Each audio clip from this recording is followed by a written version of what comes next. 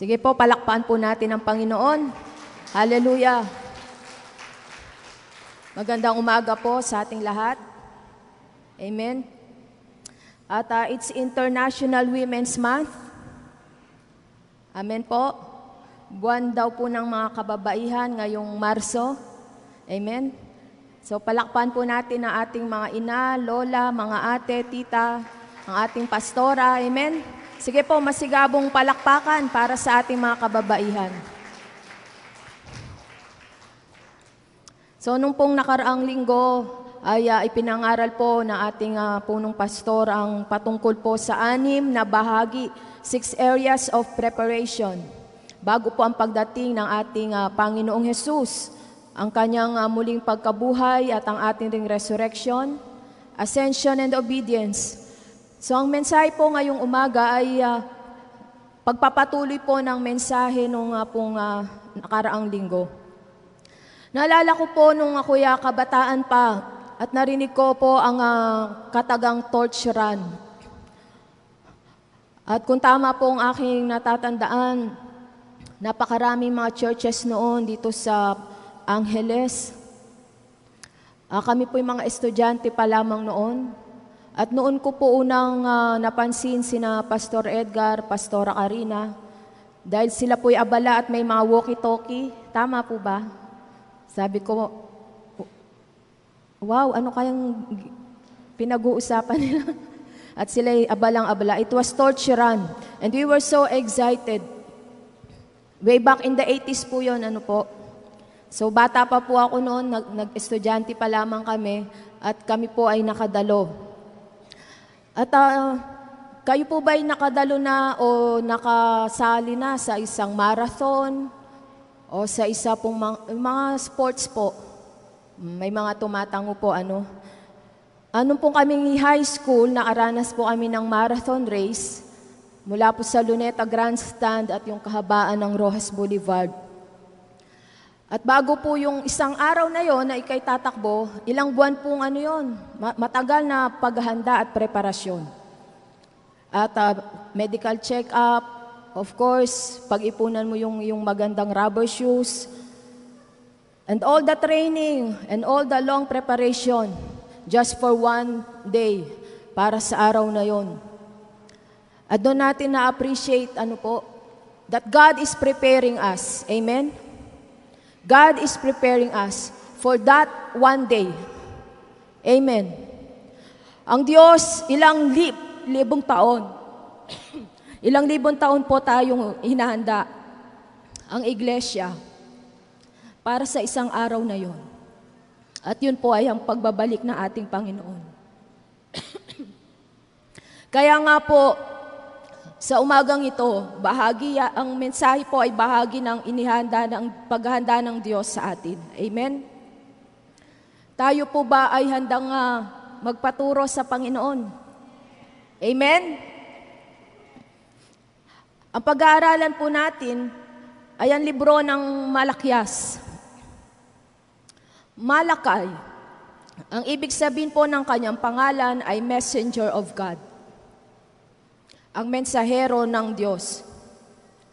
Ang sabi nila, kapag ikaw na ay nasa tuktok, wala nang ibang daraanan o papupuntahan kundi pababa. Kaya nga sabi nila, when you reach the top, the tendency is to slack off. Thank you, ma'am.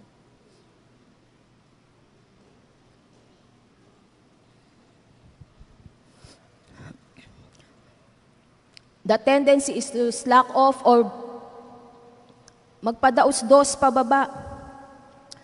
Spiritual life can gradually deteriorate. Kapag ikay ilang dekada ng mananampalataya o naglilingkod sa Diyos. So Malakay, as a messenger of God, he tried to awaken Israel.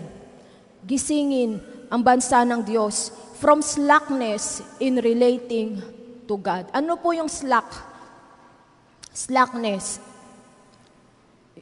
Yung parang usad pagong, napakabagal. Sa ating mga Tagalog o Pilipino, sabi diyan, pachani-chani. Ano po? No urgency, no fire, maski namo, slackness. Ito po ang kalagayan ng bansang Israel nung panahon ni Malakay. Samantalang nung mga ilang taon bago sila na-settle sa Israel, they had been in a long exile sa Babylon, sa Assyria. Napakahabang panahon na sila po ay inalipin, dinala. Kasama niyan sina Daniel. Kaya nga sila ay nandoon sa Babylon. Sila po ay wala sa kanilang sariling lupain. At nang sila po ay bumalik sa Israel, they were so excited, they were so optimistic. Kaya nga nasulat yung libro ni Ezra, Nehemiah, kung saan they rebuilt the temple and the wall of Jerusalem. At doon masigasig sila, they built the temple, the wall, habang meron silang espiritu ng paikibaka because there were so many enemies around them. But, nang naroon na ang templo, naroon na ang pader, and all is well in Israel, their faith had grown slack. Sila ay nagpa-relax. They were in their comfort zone. Itong kalagayan ng panahon ni Malakay. Napakahalaga po ng aklat na ito. Malakay was the last voice in the Old Testament. Siya ang huling propeta, mensahero ng Diyos. After Malakay, there was 400 years of biblical silence. Malakay lived and had this message 586 years before Christ was born. So the book of Malakay is a book of fire, of preparation. It was the last message from the heart of God to Israel. And after that was silence. And then Jesus came to Israel. Kung ang Israel po ay nakinig kaya kay Malakay, ito ay makikita natin kung sila ay naging handa nung si Jesus ay naisilang at nangaral sa Israel. Ngunit maliwanag ang sinabi ni Apostol Juan, He came unto His own, and His own received Him not. Back in the time of Malakay, Israel expected that God will do supernaturally fill the temple, Israel, with His glory and make their nation as the center of the world. Ang kanila kayang ekspektasyon ay naganap upang sa kanilang paghintay doon, sila'y naging komportable at sila'y naging parelax-relax na lamang. Nung panahon ni Malakay, Israel's hope had faded. The people of Israel had become lukewarm. Paano po natin makikita yon na sila po ay maligamgam? Dito po sa aklat na ito, their complaints showed it, and so did their actions. Hindi sila mga malalaking mga makasalanan. Hindi tulad nung sila po ay nandun sa ibang bayan when they were in exile. Ang ilan po ay nakipag-asawa sa iba't ibang lahi. Kung gano'n, they have practiced other religious practices, idolatry. At nung panahon po nila, karumal-dumal ang paraan ng pagsamba.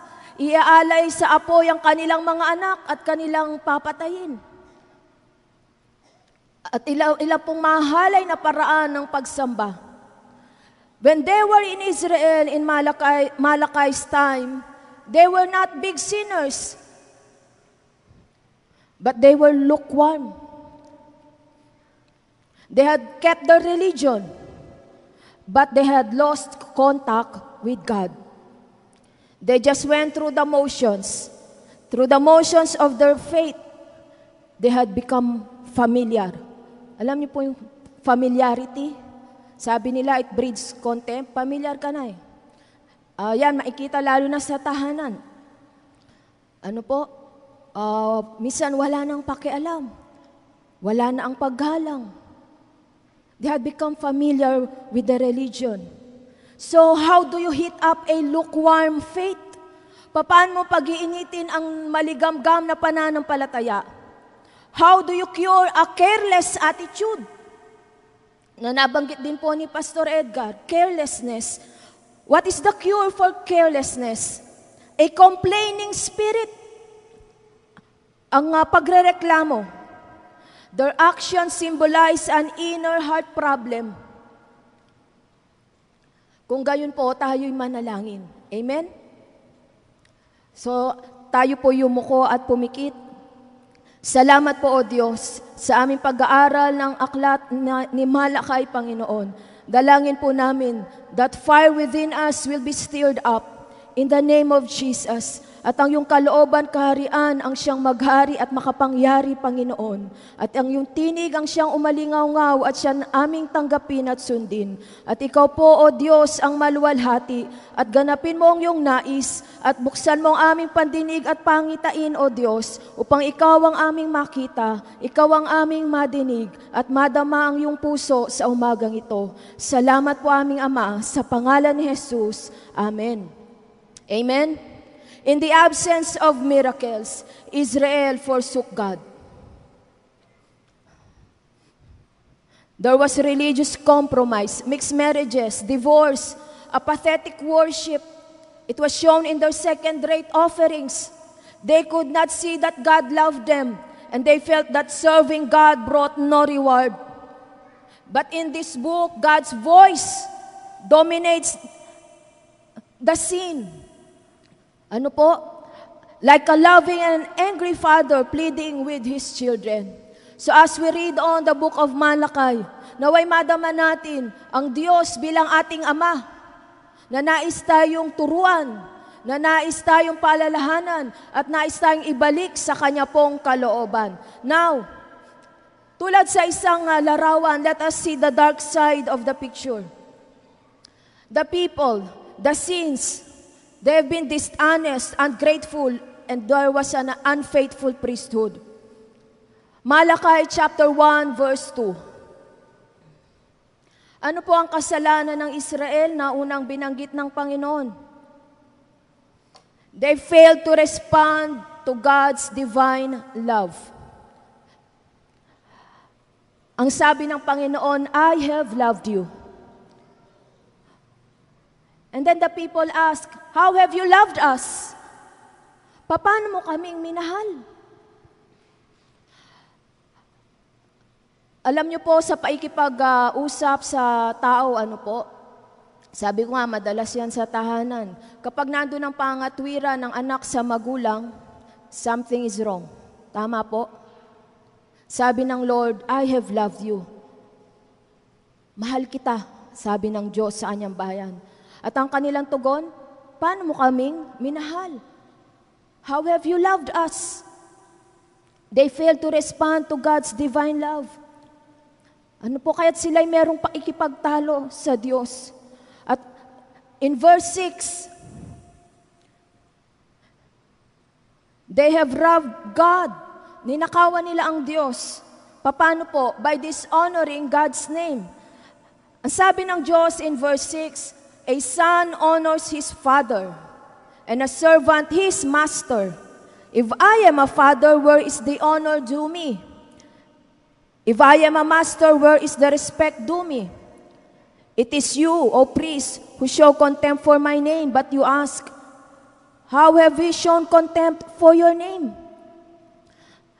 Kaya't sabi ng Panginoon, kung ang anak ay nagbibigay galang sa ama, at ang alipin sa kanyang amo. Kung ako'y inyong ama, nasaan ang paggalang na nararapat sa akin? Kung ako ang inyong amo, nasaan ang paggalang na nararapat sa akin? At kanya pong binigyang pansin dito, ang sabi niya, iginagalang ng anak ang kanyang ama at ng alila ang kanyang Panginoon. At binanggit niya rin po ang mga saserdote na nagsisihamak ng kanyang pangalan. Bagamat itong sinabi ng Panginoon, ano ang tugon ng Israel? Sila ba'y umamin? Sinabi ba nilang, opo, Panginoon, tunay pong yung sinabi. Sila'y nakipagtalo at ang sabi, hindi kami ganyan, ang sabi nila. Papaano ba namin hinamak ang iyong pangalan? And then in verse 7 and 8, ang sabi ng Panginoon, by presenting blemished offerings. Pagkat ang iyong mga handog ay hindi katanggap-tanggap, you place defiled food on my altar. Ang iyong mga handog ay panis na.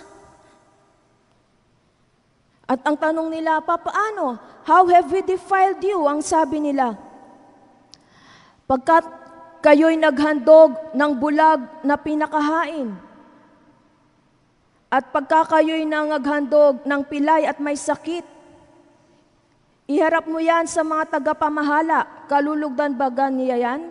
O tatanggapin ba niya ang inyong pagkatao, sabi ng Panginoon? Kung ialay nyo yan sa inyong mga leaders, political leaders, governors, tatanggapin kaya yan?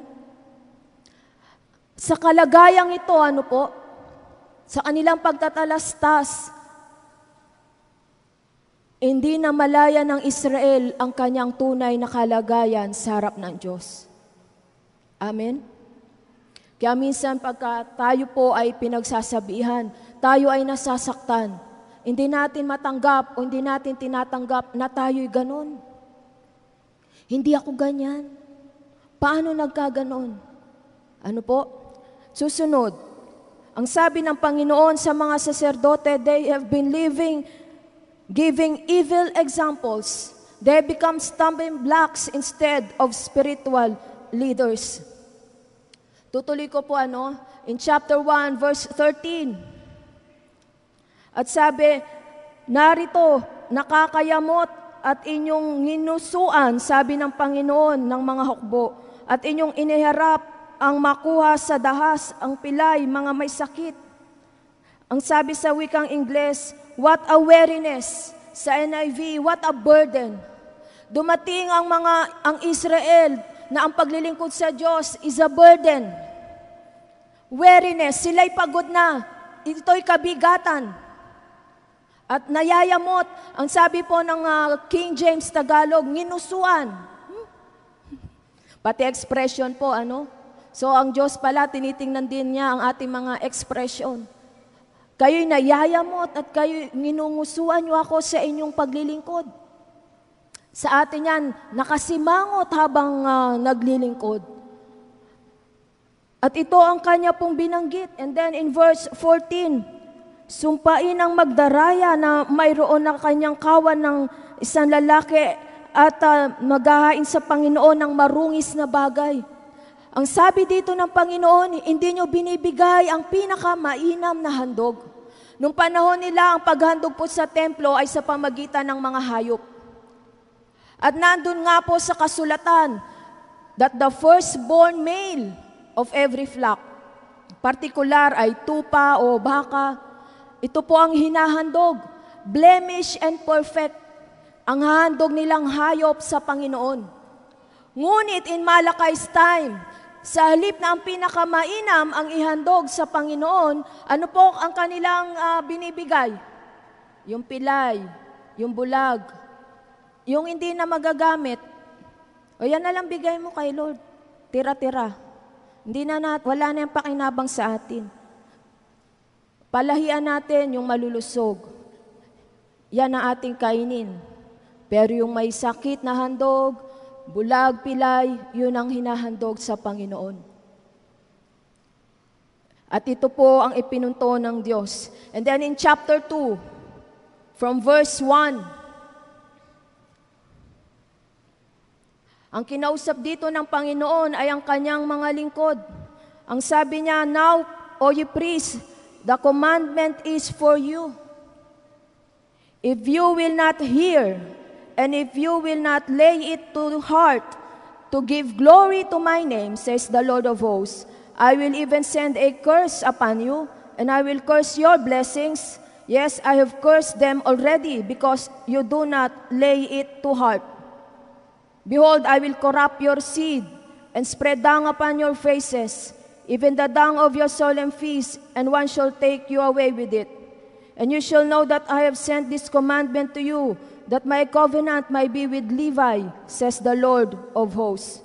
My covenant was with him, of life, peace, and gave to him for the fear wherewith he feared me, and was afraid before my name. And then God spoke to the priests, to the leaders in their time, if you will not lay it to heart to hear, na ikay makinig. Why? They were letting the people, they were accepting the imperfect sacrifice. Tinanggap ng mga saserdote ang mga handog na alam nila na hindi yon naaayon sa kalooban at sa isinulat ng Diyos na kautusan. They began to compromise with the people. As long as there was an offering, kahit hindi ito ang pamantayan ng Diyos, ay kanila pong tinanggap. Sa ating panahon, hindi ko baga maisip o maunawaan. Magagawa ba ng mga pastor ang ichismis ang kanilang kapwa-pastor? At magagawang gumastos overseas para tumawag sa ibang kapatiran at siraan ang ating mga punong pastor. Hindi ko ito maunawaan at hindi ko, I cannot imagine. How could servants of God backstab their fellow pastors? But through reading this, ang Diyos, ang siya pong nangusap, and He rebuked the priests and the spiritual leaders in Malachi's time. And then susunod po, they have robbed God by honoring sinners. Chapter 2, verse 17.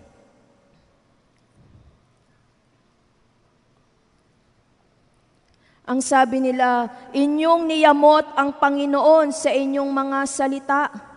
Gayon may inyong sinasabi sa ano namin niyamot siya, na inyong sinasabi bawat gumagawa ng kasamaan ay mabuti sa paningin ng Panginoon, at kanyang kinalulugdan sila o saan nandoon ang Diyos ng kahatulan.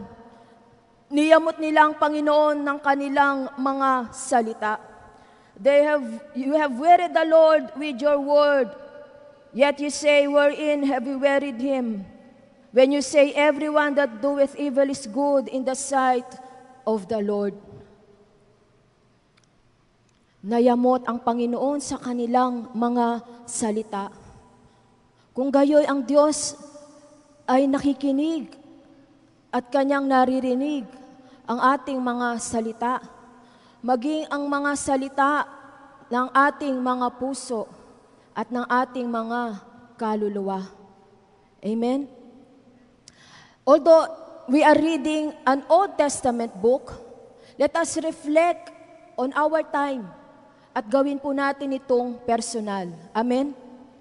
Nakikinig ang Diyos at nawa ay hindi siya nayayamot sa mga lumalabas sa ating bibig o sa ating mga iniisip patungkol sa Diyos, sa kanyang mga lingkod at sa kanyang bayan, sa kanyang iglesia. And then chapter 3 verse 15. At ngayon ating tinatawag ang palalo na mapalad. Oo, silang nagsisigawa ng kasamaan ay nangagtayo. Oo, kanilang tinutukso ang Diyos at tumatakas. You call the proud happy. Sila ay naging palalo at sila ba ay mapalad? Ang rebelyon ay kailanman hindi pagpapalain ng Diyos. Anumang paghihimagsik, anumang paglaban sa nakatatanda, ay wala doon ang presensya ng Panginoon. At let us not be deceived. Amen? Huwag tayong palinlang. Na kapag sila ay nagiging palalo, ay sila ay pinagpala pagkat sila ay mga dekotse na ngayon. Magagarang damit, magagarang tahanan. Hindi lahat ng magagarang material na bagay ay maaaring galing sa kamay ng Panginoon. Naunawaan po natin. At wag nating sabihin, wala akong blessing dahil wala akong pera. Ang blessing ay hindi lamang sa pera at hindi lamang sa material. They have robbed God. Ninakawan nila ang Diyos. At sabi nila, paano namin ninakawan ng Diyos? Chapter 3, verse 8. They have selflessly withheld their tithes and offering. Chapter 3, verse 8, sabi ng Lord, nanakawan baga ng tao ang Diyos? Gayon may ninanakaw ninyo ako, ngunit inyong sinasabi, sa ano ka namin ninakawan? Sa mga ikasampung bahagi at sa mga handog. When we do not offer or give our 10% of our income, we are robbing God. Masakit po ba iyon?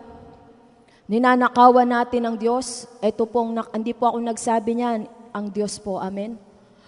The law of tithing ay matanda pa sa law of Moses o yung 10 Commandments. Pagkat si Abraham, he paid tithes to Melchizedek. So nauna pa po sa kasulatan ang patungkol po sa tithes and offering. Panahon pa po ng mga anak ni Adan at Eva, sila po ay nag-iikapuna sa Panginoon. They were giving their tithes and offering. Alam niyo po, ang sabi ng Proverbs 3 or 9 and 10, honor the Lord with the first fruit of your income. Ano po ibig sabihin ng first fruit? Unang bunga. First fruit, yan po ibig sabihin ng offering. Tithes, 10%. Ewan ko po sa inyo, no, kung paano nyo pong i-account yun. But with us, and it is our conviction, we do it with the gross. Ang ibig pong sabihin nun, pagtanggap ko, halimbawa, 1,000 pesos, kaagad tithes, 10%. 100 pesos lang naman po yun. The 90%, sa'yo na yan eh. But the 10% belongs to God. Ang ilan, dahil siguro malaki, nilalabas muna ang lahat ng expenses. Yung natira, yun daw ang kanilang kinita. Well, kung yan po ang inyong conviction, hindi na yata unang bunga yun. Kung ano na lang natira, yun ang itatides mo, Ngunit ang pagkaunawa po namin, ako po personally, doon sa iyong gross, sa iyong tinanggap, unahin mo nang itabi ang 10%. Gaano man yan kalaki o kaliit. Meron po tayong kabataan, nabibless po kami sa kanya. Kasi nilagyan niyang pangalan ng kanyang tithe envelope. Hindi ko sasabihin, syempre, minsan 5 pesos, 10 pesos. Sabi ko, nakaka-bless naman tong batang ito. Ang bata-bata pa, alam na niyang mag-tithes. Nakasama yung tithe envelope niya dun sa red envelope ng kanyang magulang. At sabi ko, Lord, i-bless mo po ang batang ito. At a very young age, so wala sa liit o laki yun, kundi nasa atin pong katapatan. Amen? Nung minsan nag-attend kami ng revival meeting sa ibang church, ako po'y natutuwa. Nang tumayo na yung magpe-pray sa love offering, halos 1 oras po siyang nag-exhort tungkol sa love offering. Sabi ko, ang tagal . So yung mga nag-CR, pagbalik nila, wala silang lusot. Nag-exhort pa about love offering. Sabi ko, kaya pala ang laki-laki ng offering doon sa church na yon. Kulang na nga lang sa church na yon, magkaroon silang eroplano parang eroplano na lang ang kulang. Napakadami ng kanilang facilities, mga workers. Sabi ko, pero sa Mount Zion, sabi ni pastor sa akin, mag-exhort ka, seconds lang Segundo lang daw po. Hindi na kailangang 1 oras mag-exhort sa atin, tama? Sabi po nung isang seminar na inatenan po ni Pastor Edgar po, sa California yata yun, yung International Pentecostal Holiness, matatandang pastor. Hiniram ko po yung CD nila yung isa pong topic about financial administration, ang sabi po nung nagtuturong senior pastor, kailangan 1 buwan mong ituro ang about giving sa church. Kung maaari, first quarter of the year. Ano po? Kasi kung pahapyaw mo lang sasabihin ng giving, may inis sila sa'yo. Akala nila pinipiga mo sila kung puro pahapyaw. O kaya gusto mo lang lumaking offering nila. Pero kung 1 month yan na teaching, talagang maunawaan nila ang giving. And do we know that giving brings a release? Tama po. Taas po natin ang ating palad. 2. Gusto nyong maraming tanggapin? Ayan. Pagbukas palad mo, marami kang sasaluhin. Kung nakatikom yan, paano mo masasalo yung binubus ng Diyos? Nakatikom. Amen? So, when you release, the more you give, the more you receive. Amen? At sinabi yan ng Panginoon, give and it shall be given back to you. Magbigay ka at babalik yan sa'yo. At ang takalang ginamit mo ay takalang babalik sa'yo. The measure you give will be measured back to you. Pressed down, shaken together, overflowing. At marahil ilang beses nyo na itong narinig. Sabi ng Tagalog, siksik, liglig, nag-uumapaw, walang paglagyan. Amen? But, in Malakay, they withheld their tithes and offering. Hindi po to sinabi ni Malakay para turuan silang mag-tithes. Nung kami po noon ay napunta sa Cebu, nakipag-contest si Jiha nung siya estudyante pa, pinakain po kami ng mga Chinese Christian, mayayaman, malalaking hardware ang kanila At yung isa po naming katabi, na Kristiyano sila, kausap niya yata si Pastor Fer.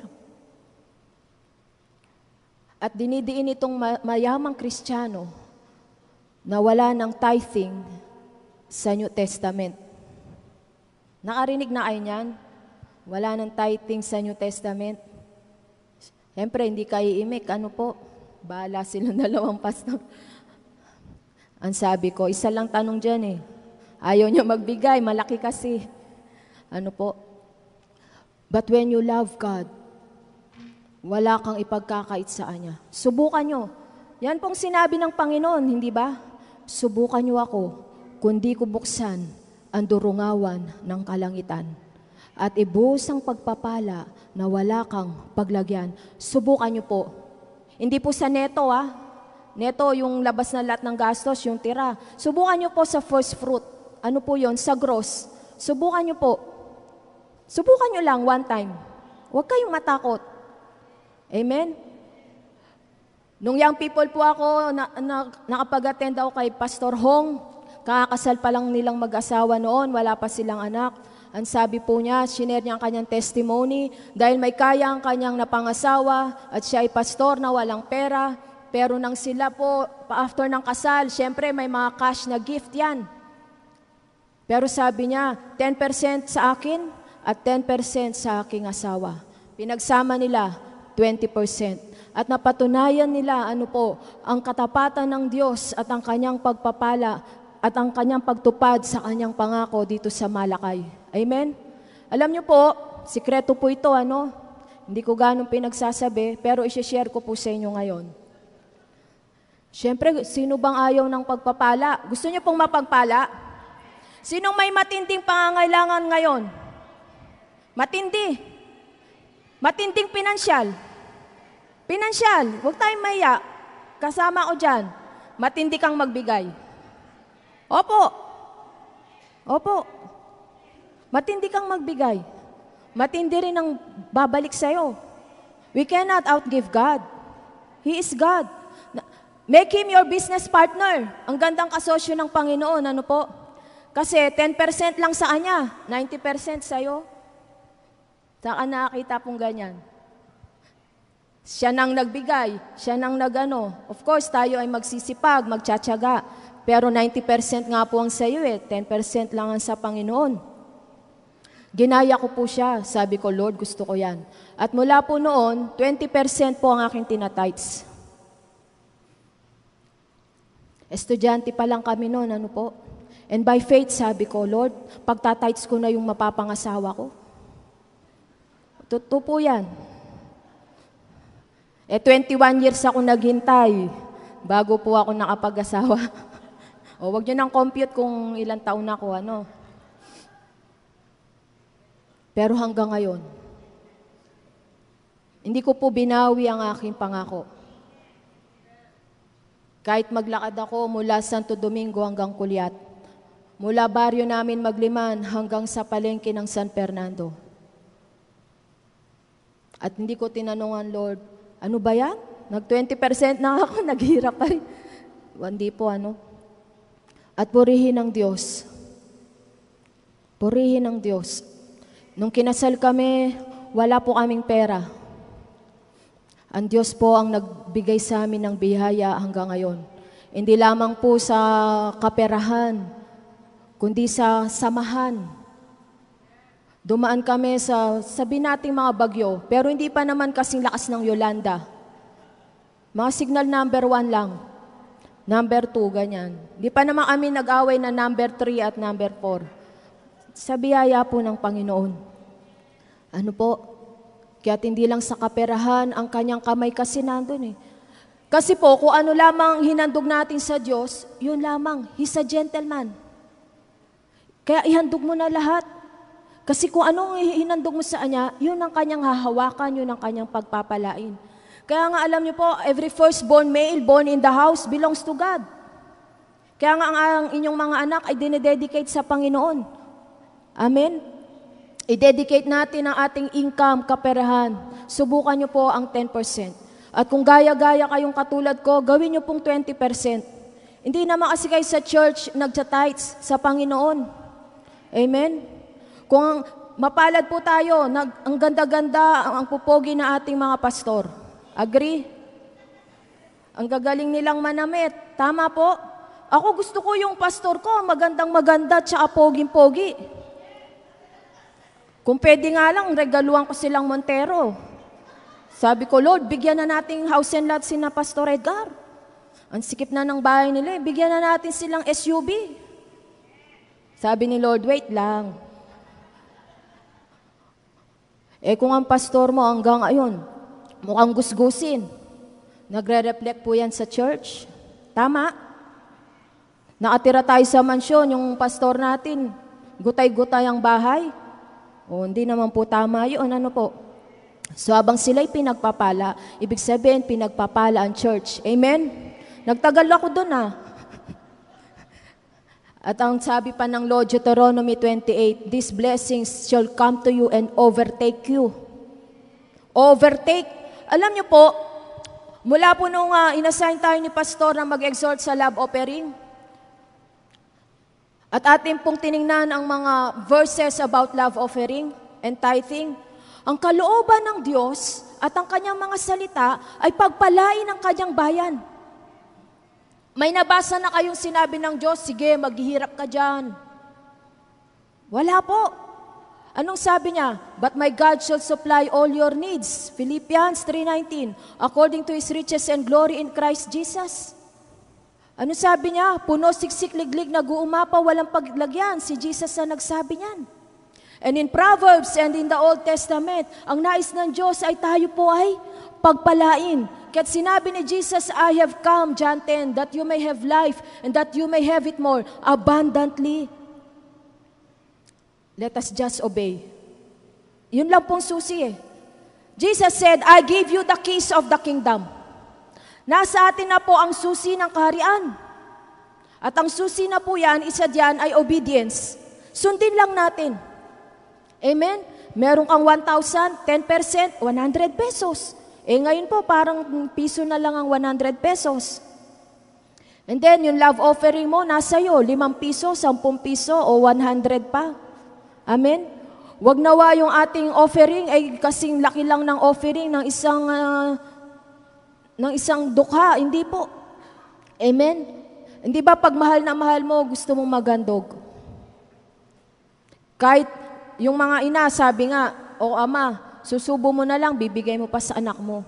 Dahil mahal mo sila. At mahal tayo ng Panginoon. Amen? Tingnan mo yung katabi. Sabihin mo, ang ganda mo ngayon. Kung lalaki yan, ang pogi mo ngayon. O, dahil yan po sa biyaya ng Diyos. Amen? Susunod po, by justifying impiety. Ano po yung impiety? Impious, kawalan ng paggalang. Chapter 3, verse 14. Inyong sinabi, walang kabuluhan ang maglingkod sa Diyos. At anong kapakinabangan nito na ating iningatan na ang kanyang bilin? At tayo nagsilakad na may pananangis sa harap ng Panginoon ng mga hukbo. Excuse me po.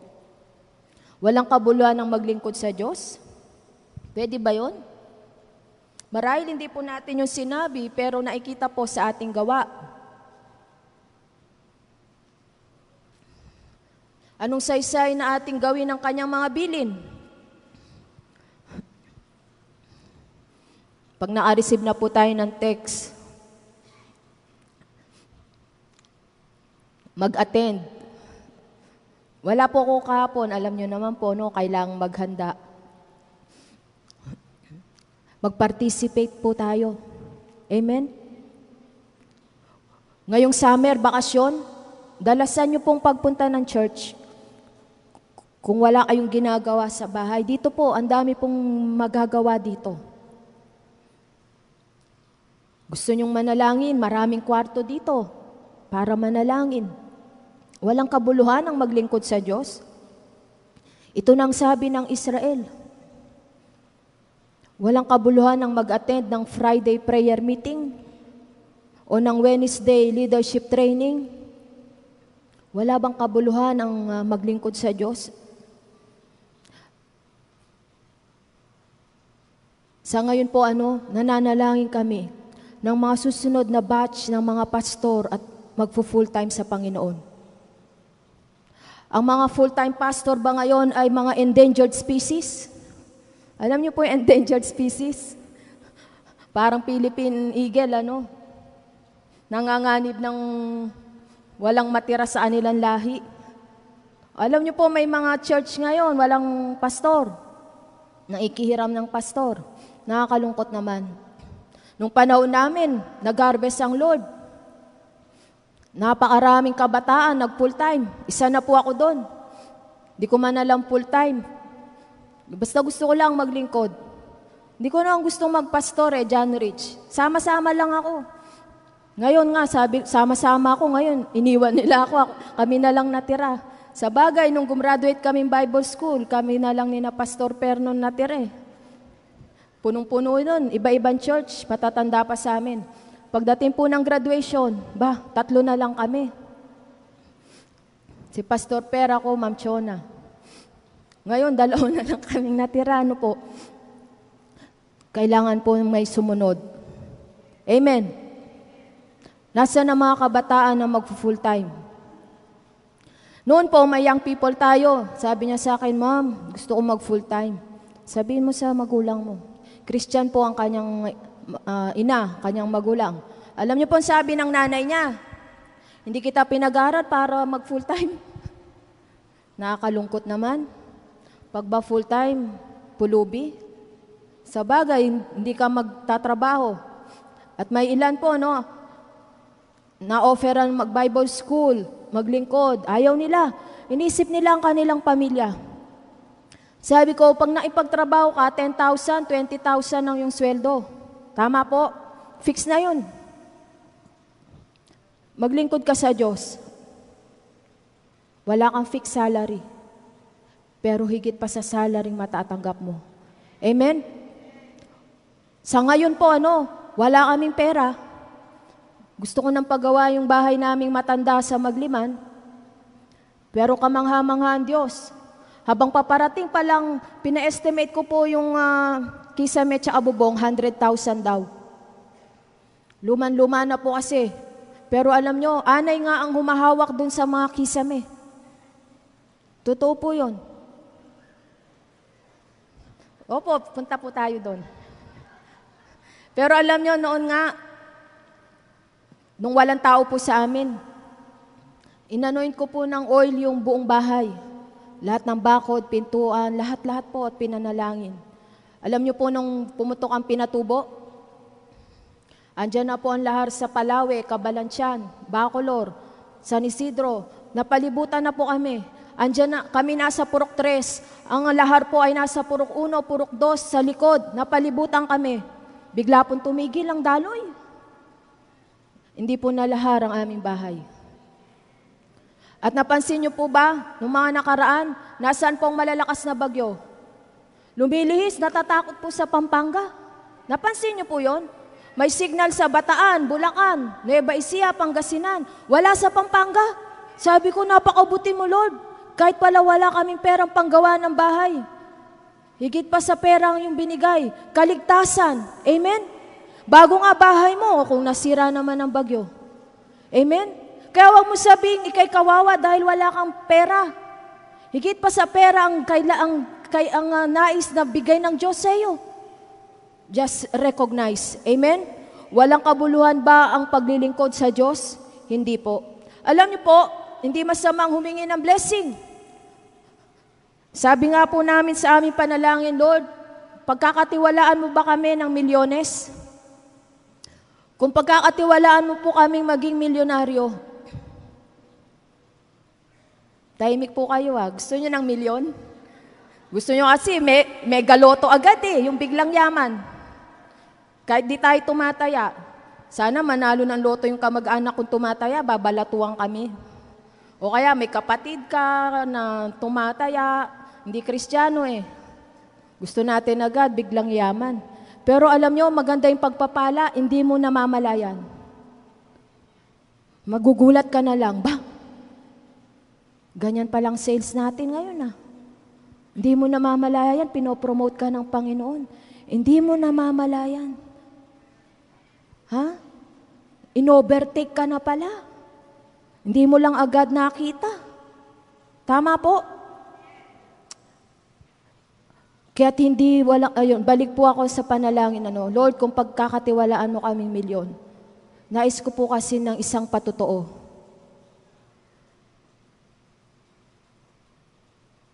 Na ang mag-full time sa Panginoon ay hindi kawalan. Wala na nagpo-full time Wala na po. Kung kinakabahan ka ngayon, ikaw yan, mag-full time ka na. Oo, merong kinakabahan ngayon dyan Merong ngayong parang sinusundot yung puso niya, parang may kirot. O yun, si Lord yun, kinoconvict ka, mag-full time ka na. Amen? Amen? Opo, kung pagkakatiwalaan tayo ng milyon ng Panginoon, hindi para, wow, ang dami kong mabibili, meron na akong hindi po. Kundi maging isang patotoo na ang Diyos ay Diyos ng pagpapala sa mga naglilingkod sa Kanya. Huwag tayong mapagod. Amen? Hintayin po natin yon. Amen? Isang testimony ng katapatan ng Panginoon. Siguro maraming magpo-full time noon pag naging milyonaryo tayo, Amen?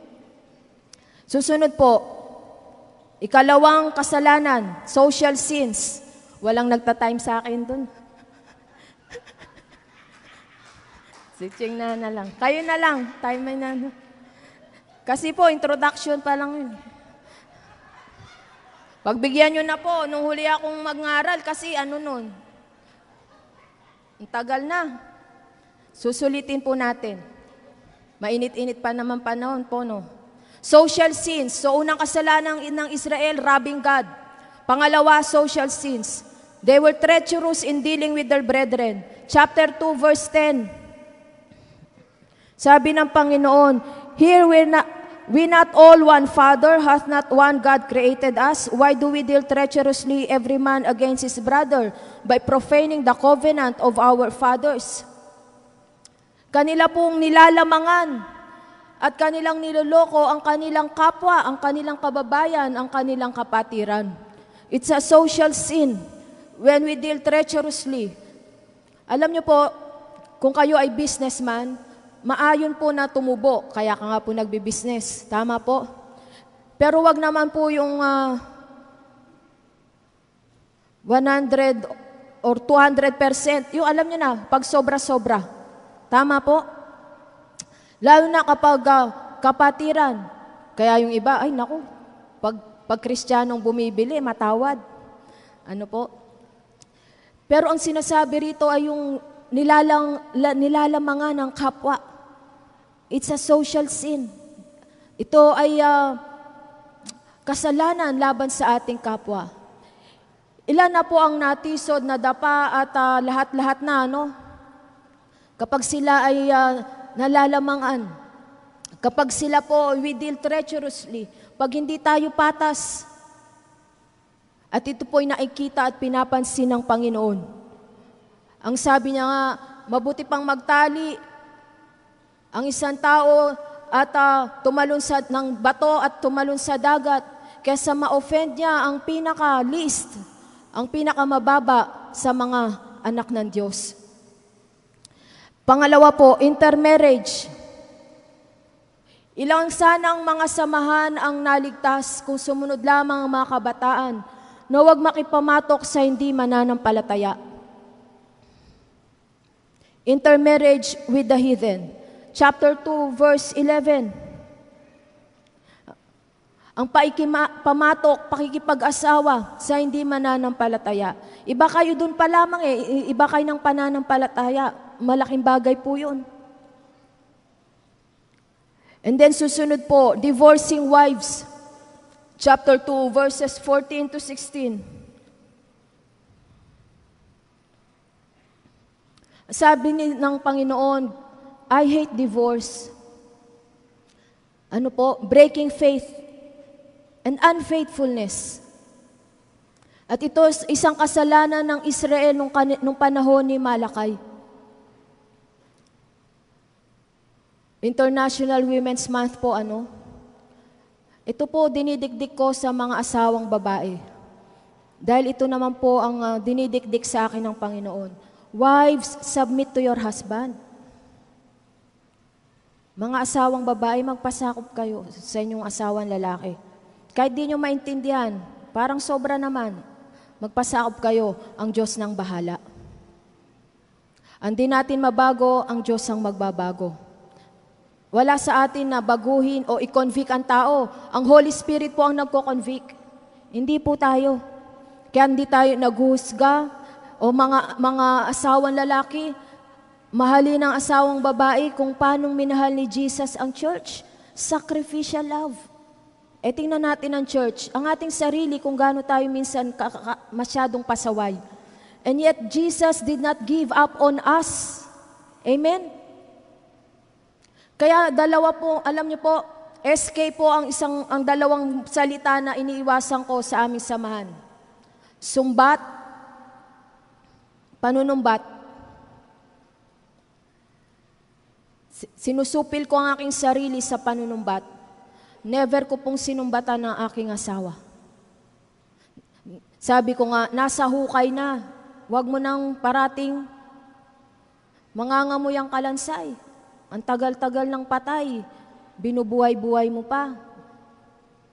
Yung nakaraan ay nakaraan na. Tayo, forgive and forget. Hindi po madali. Amen? Ang panunumbat. So wag po tayong nanunumbat sa ating kabiyak o sa ating mga anak, sa ating pamilya. Amen? And then, susunod pong social sin, sorcery, impurity, oppression, arrogance, and evildoers. Chapter 3, verse 5, and chapter 4, verse 1.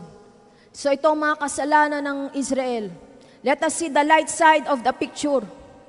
The glorious promises. Bagamat itong kalagayan ng bayan ng Diyos, ang pinakadakilang mga pangako ay nasusulat din dito sa aklat ni Malakay. Chapter 1, verse 5. God said, "Great is the Lord. You will see it with your own eyes, even beyond the borders of Israel." God had promised revival around the earth. Amen? Sa lahat ng mga bansa, you will see it with your own eyes. When was the last time you could say, I have seen the Lord? Nakita ko ang Panginoon. In your eyes of faith, ang Diyos ay madadakila. Verse 11, God's name will be glorified. And then in chapter 2, verses 5 to 7, pansinin po natin ang kanyang pangako sa kanyang mga saserdote. My covenant was with him of life and peace, and I gave them to him for the fear wherewith he feared me, and was afraid before my name. He was speaking of Levi, the Levites, the priesthood, ang mga tinawag na mga lingkod ng Diyos, mga pastor, guro, apostol, ebanghelista. Tayong lahat, the royal priesthood. Peter said, you are a chosen generation, a royal priesthood. So ang pangakong ito ay para sa ating lahat na mga saserdote ng Diyos. Amen? And then in verses 6 and 7, the law of truth was in his mouth. Iniquity was not found in his lips. He walked with me in peace and equity, and did turn many away from iniquity. For the priest's lips should keep knowledge, and they should seek the law of his mouth. For he is the messenger of the Lord of hosts. This is the priestly covenant and blessing. Then chapter 3, verses 1 to 4. The coming of the messenger of the covenant. Ang sabi ng Panginoon, I will send my messenger, and he shall prepare the way before me. And the Lord whom ye seek shall suddenly come to his temple. Even the messenger of the covenant, whom ye delight in, behold, he shall come, says the Lord of hosts. Dumarating ang presensya ng Panginoon, the messenger of the covenant. He shall come suddenly in his temple. Amen? And then in verses 10 to 12, the outpouring of a great blessing.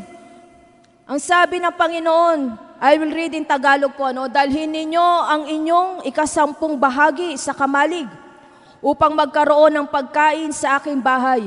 At subukin ninyo ako ngayon sa bagay na ito, sabi ng Panginoon, ng mga hukbo, kung hindi ko bubuksan sa inyo ang mga dungawan ng langit at ihuhulog ko sa inyo ang isang pagpapala na walang sapat na silid na kalalagyan, at aking sasawayin ang mananakmal dahil sa inyo, at hindi niya sisirain ang mga bunga sa inyong lupa.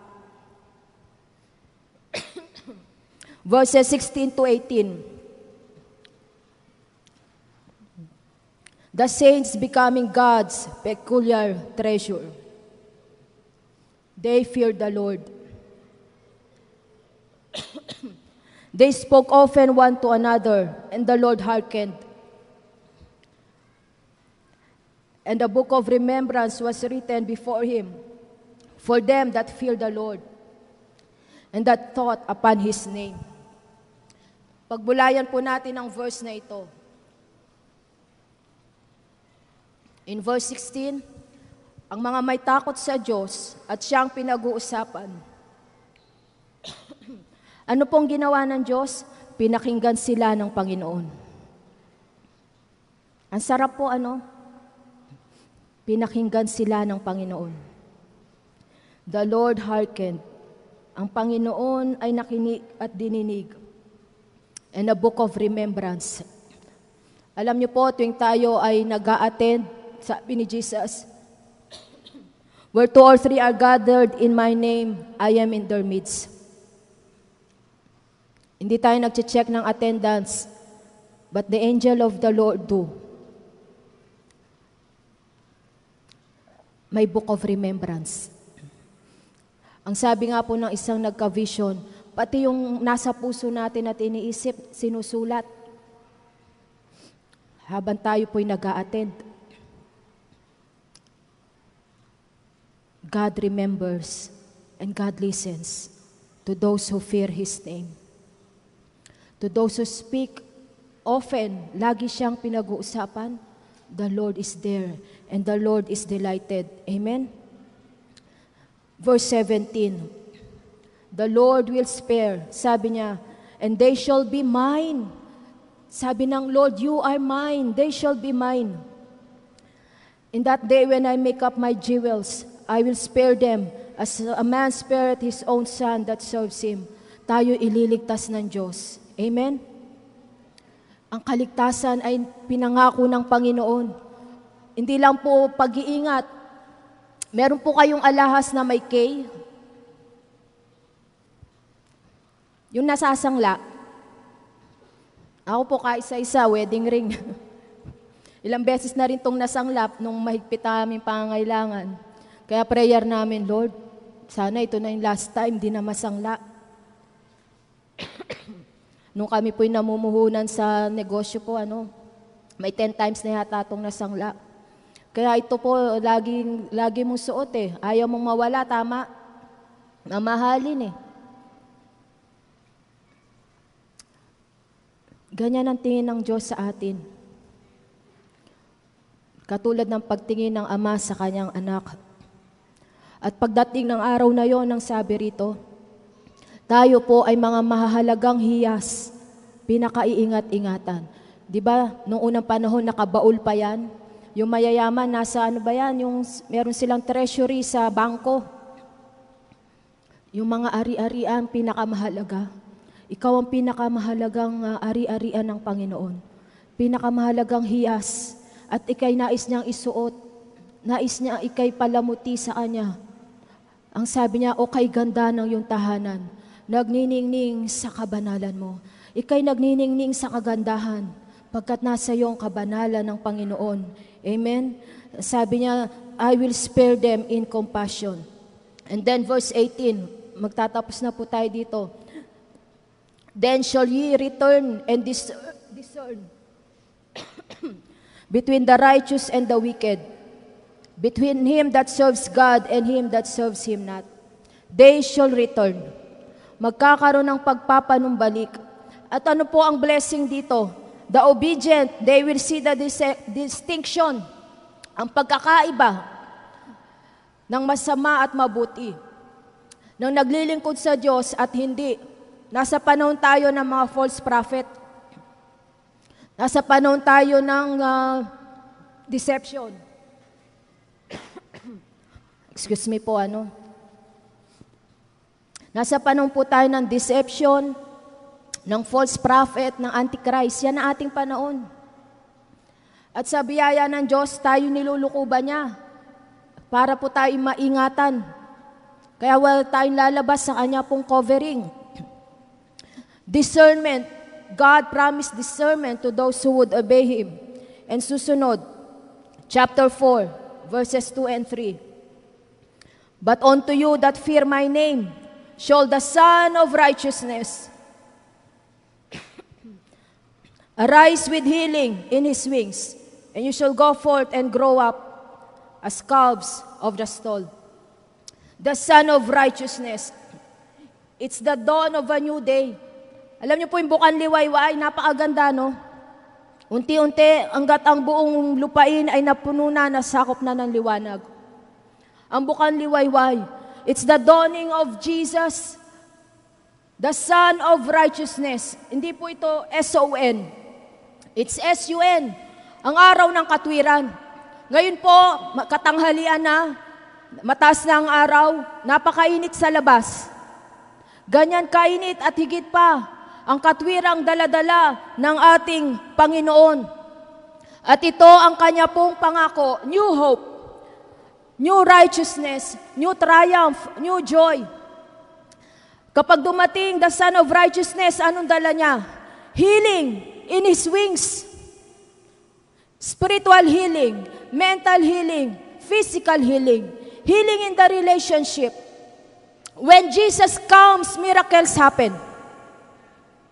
Nang si Jesus ay nandito sa lupa, bawat humawak sa Kanya ay nagkakaroon ng kagalingan. Wala silang pambayad ng buwis, sabi niya, manghuli ka Pedro ng isda. Nandun pala sa isda ang kanilang perang pambayad ng buwis. 500 katao na pakain ni Jesus sa ilang isda tinapay. The Son of Righteousness will come with healing in His wings. At ano sabi niya? You shall leap with joy. Yung parang mga hayop, di ba, pag pinakawalan mo, tatalon-talon yan. Yehey, naawala na kami. Ganoon. You shall go out with joy. Ang sabi niya, and all the trees of the field shall clap their hands. Amen? There is freedom. There is liberty when Jesus comes. Anong tumatanikala sa atin o sa ating sambahayan, sa ating bayan? Let the Son of Righteousness come with healing in His wings. Amen? Release, restoration, breaking of the yoke. Itong masarap, verse 3. And ye shall tread down the wicked, for they shall be ashes under the soles of your foot in the day that I shall do this, says the Lord of hosts. Vindication of the righteous. Sige, hayaan mo lang silang magsabi-sabi. Hayaan mo lang silang alipustahin ka ngayon. Pagtawanan ka, hamakin. Magpakumbaba ka lang. Kung pwede, manahimik ka. Dedemanda ka nila, hayaan mo lang. Ito pong pangako. Amen. God will vindicate the righteous. And this was written ilang daang taon na, more than 2,500 years ago. And this promise is for us. Amen? Bago ang pagdating ng Panginoon. Verse 5 and 6. Behold, I will send you Elijah, the prophet, before the coming of the great and dreadful day of the Lord. Elijah was a prophet of fire. Alam niyo po ang title natin, nasabi ko po ba? Running with fire. Malachi has seen God as the refiner's fire. Sabi ni Malachi ng Diyos, I will come as a refiner's fire. I will purify Israel, ang sabi niya. Kung paanong talagang kinuklorox ang isang mamansyang damit, ganun ang Diyos, tayo kanyang huhugasan kahit tayo po ay masaktan. And then in verse 6, and He shall turn the hearts of the fathers to the children, the heart of the children to their fathers, lest I come and smite the earth with a curse. And so the spirit of Elijah, the prophet of fire, the spirit of fire in the church, will bring restoration and returning repentance in God's house and in our families. Amen? Ang Diyos ang nagsabi, the hearts of the father will return to their children, and He will turn the hearts of the children back to their father. Purihin ang Diyos. Ang mga alibugha ay babalik sa tahanan ng kanilang ama. The prodigals shall return back to their father's house. Amen? This was the last voice in the Old Testament. Is our generation the last voice in the last days? Wag naman po sana.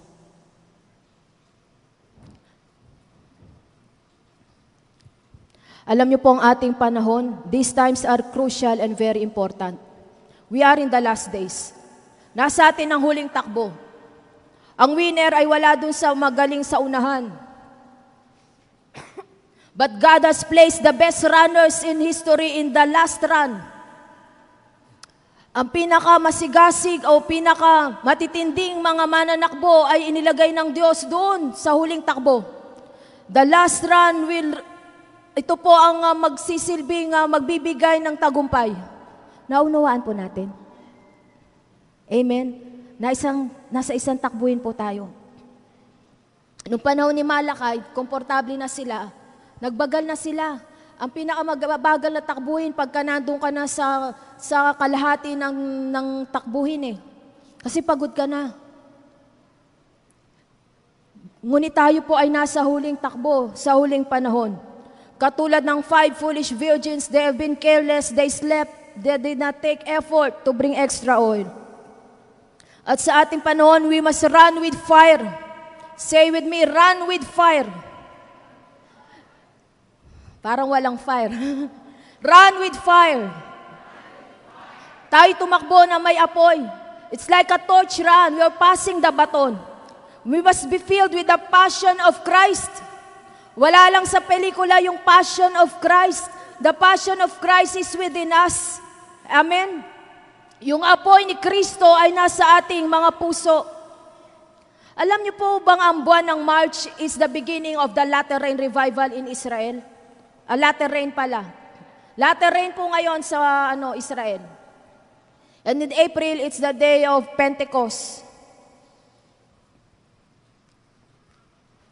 So when we live under the atmosphere of heaven, when we are exposed to miracles, because heaven's atmosphere on earth is when God do the supernatural. It is our role. Alam niyo po bang every believer is a leader? At kapag hindi natin tinayuan ang pagiging leader bilang isang Kristiyano sa ating tahanan o saan man tayo nilagay ng Lord, another spirit will take over.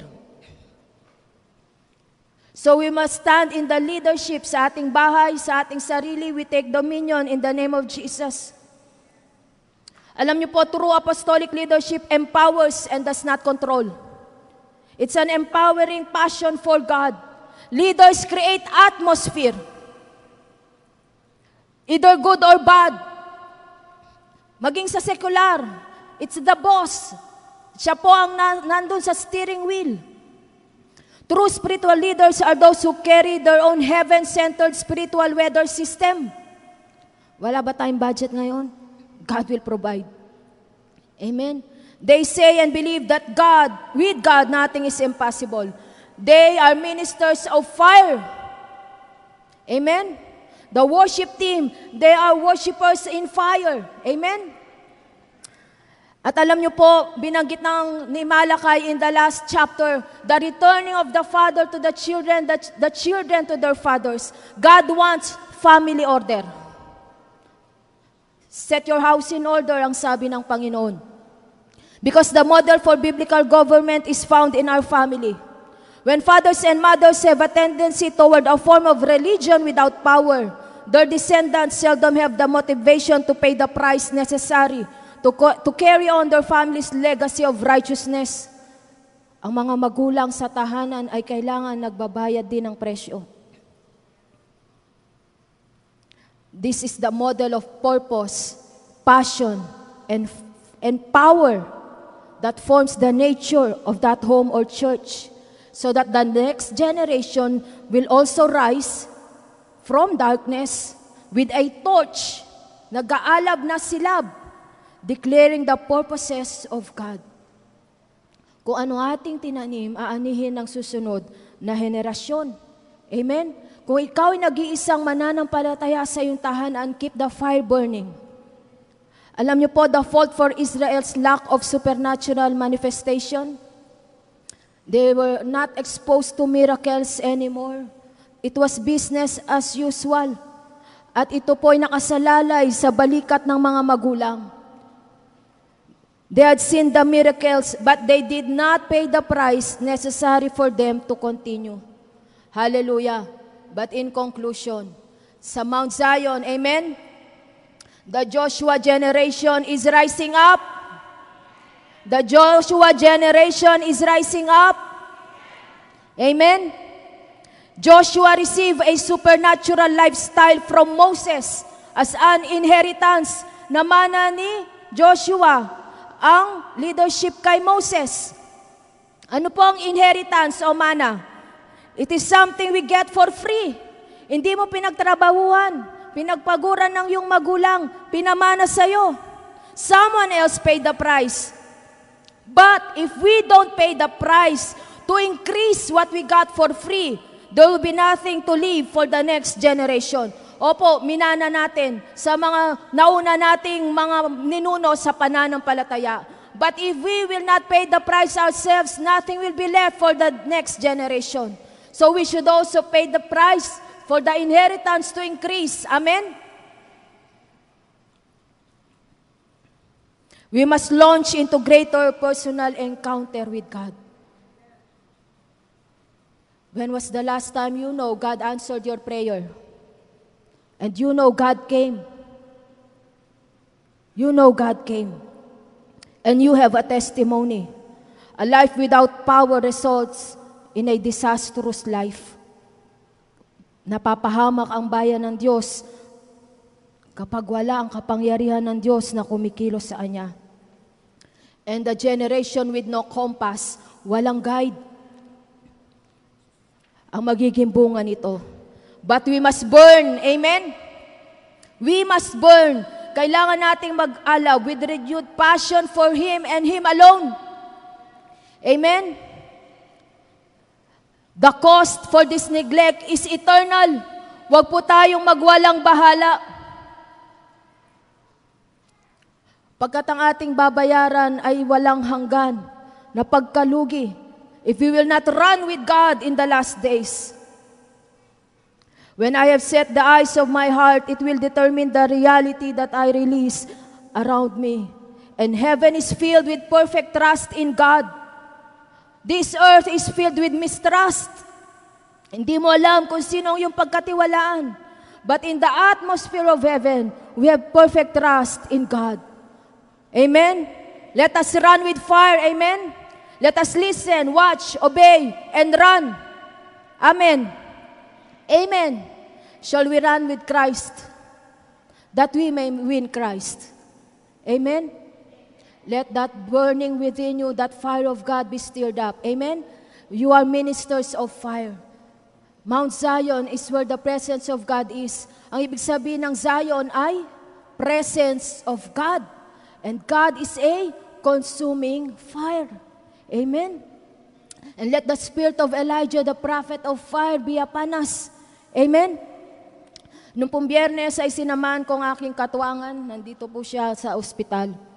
Nagpa-check up po At nakita ko dun sa isang kwarto, ang pangalan ba? Kapangalan ng kaklase ko ito Tinanong ko yung secretary doon. Ganyan ba siya? Opo. Dito ba siya nag-aral? Opo. Yan nga yung kaklase ko. So, orthopedic surgeon po yung kaklase ko. At nandun na naman ang kaaway. Tingnan mo, mga doktor na yung mga kaklase mo. Ikaw, nasan ka? At ito po ang sagot ko. Nag-invest ako sa mga kaluluwa, sa mga tao. At ang bunga niya ay walang hanggan. Amen. And Lord, give us the gift of healing and deliverance. Dadaloy ang kagalingan, walang bayad. Hindi ako magdodoktor para yumaman. Tayo ay magpapastor, amen? At ang binigay ko sa Diyos, hindi ko babawiin. Amen? Mag-full time na po kayo. Yung pong bottom line. Kailangan po natin ng mga pastoritas, pastoritos. Amen? Malapit na kaming mag-50. Ang ating mga pastor, malapit nang magka-ID. Secret, ilang taon pa naman? Masyado tayong serious Tayo po'y tumayo. Amen?